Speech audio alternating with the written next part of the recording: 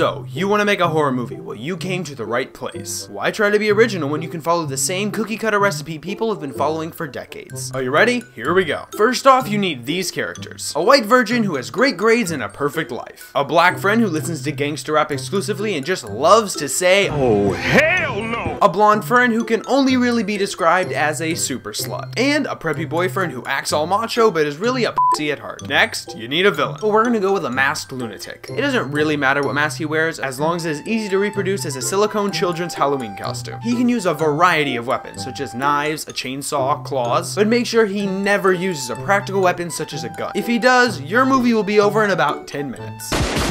You are allowed to place your character in one of two locations: a nasty old cabin in the woods or a rickety old house. That's it, no exceptions. Once your film really gets going and the killer is slicing and dicing, there are several things that need to happen. Number one, your characters need to split up. We should split up. I'm gonna see if the door's over this way. I locked.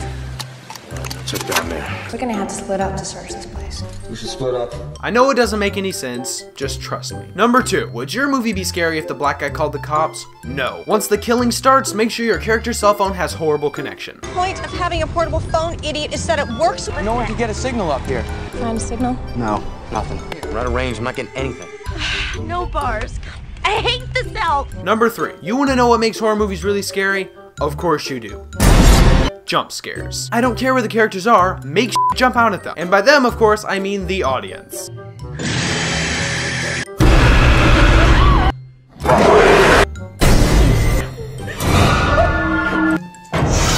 An even better way to scare your audience is to make them think there's about to be a jump scare and then fake them out. Then immediately throw a creepy face right at them. Gets them every time. Number four, make sure your characters lose control of their basic motor skills and can't perform simple tasks such as opening doors and running without tripping over their own feet. Number five, the order of death. Obviously, the black guy dies first, followed by the super slut and then the boyfriend. What about the virgin, you may be thinking? Never kill her. I mean it. Even if your villain has a butcher knife right up to her throat in the middle of a forest, find a way for her to make it out alive. And finally, number six. At the end of your film, you can make the villain get killed, right? Wrong. Even if he gets cut up into tiny little pieces with a chainsaw, his living eye has to snap open in the last shot of the film. If not, how do you make a sequel? A prequel? A trilogy? If you want to keep the money flowing in, you gotta keep your killer alive. And that's it. Follow these simple instructions and you could have your own cookie cutter horror movie in no time. Or, I mean, you could be creative with how you choose to scare people.